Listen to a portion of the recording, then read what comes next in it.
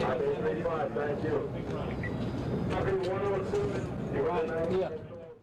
It was a place that was very dangerous and dirty. And, you had like burly cops patrolling and criminals like knocking old ladies over to get their money. And it was filled with graffiti everywhere.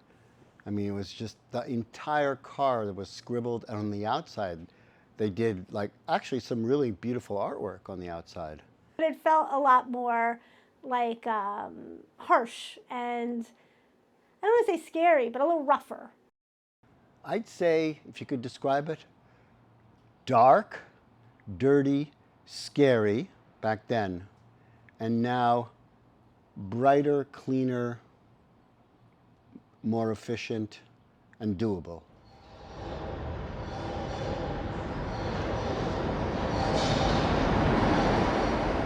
When would you say that the subway started to turn around? Believe it or not, starting with Giuliani, as crazy as he is now, he was the guy who cleaned up the city in the early 90s, and he had a real positive change. And I think that was the beginning of sort of when the subway started to get maybe a little safer, cleaner, more usable. I think at its height, it was like 2005, 2006, up until maybe like 2010. It just felt like a completely different thing. It just felt like not the same subway that I remember. It just felt like the safest place ever to be. I would travel at 3 in the morning on the subway and then not feel anything. Like there were a lot more people on the subway as well. I feel like there were fewer people on the subway in the early 90s, and in the early 2000s, it was a crowded subway.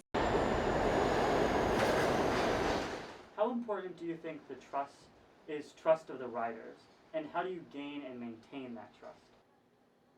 Personally, my trust is that the subways are there, and that they're clean, and that they're reliable. Well, you gain it by not having a lot of crime in there. And at one point, I mean, as a kid, I was actually sort of afraid to go into the subway. So I took them because I had to go to school, but I was always very cautious and really was constantly looking around. So by having police started patrolling the subways, I think in the late 70s and early 80s, and then the Guardian Angels. And I think that sort of built up some sense of safety. I think also having the trains run on time, come frequently, not be dirty and disgusting, I think all that contributes to the ridership trust. Personally, I think that, I feel that I can trust the New York City subway system just because it's such a reliable, source of transportation.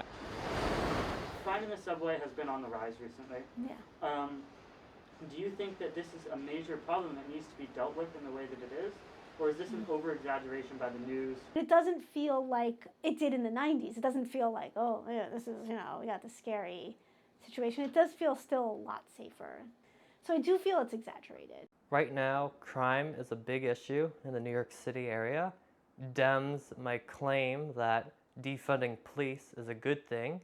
I think it's overreacting.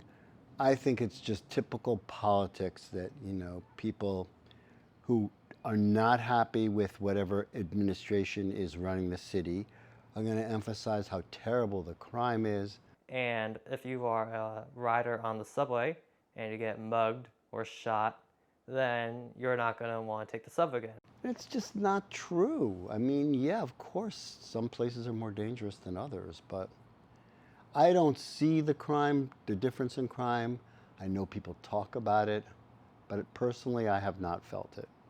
I think that, concern for you or for others is always warranted. And I think that with the way that crime is portrayed, on the subway by the news, it is semi-overblown.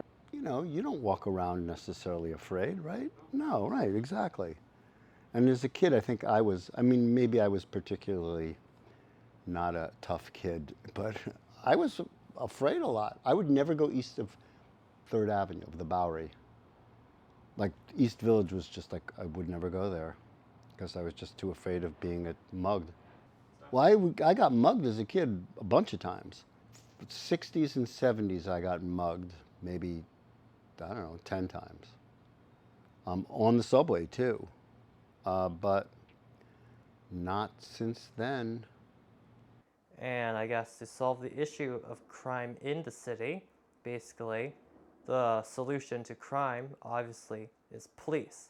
I think sometimes having too much police presence, maybe more of a presence of social work or people who can help those who are there out of despair, because I think that's really what the problem is. I don't see a lot of people who are mugging or robbing or violent. It just seems to be a lot of people who have been marginalized in our city, and they have to be pushed away. And so where's the one place they can go? They go down to the subway. They think people won't bother them there. I do think we have a lot of people who need help in the city. Jail reforming needs to be done, and if you do something petty, then the city should invest more in rehabilitation programs so that one can safely adjust back into society, as the issue for petty crimes, which evolves into big crimes, largely stems from like desperation or not. And this desperation is stemming too much from New York State basically putting too much pressures on the individual, especially financially. And I think we have a lot of people who are wealthy who want to have them out of sight. And Yeah. a good place to go if you want to be out of sight is underground. And so that's really our problem.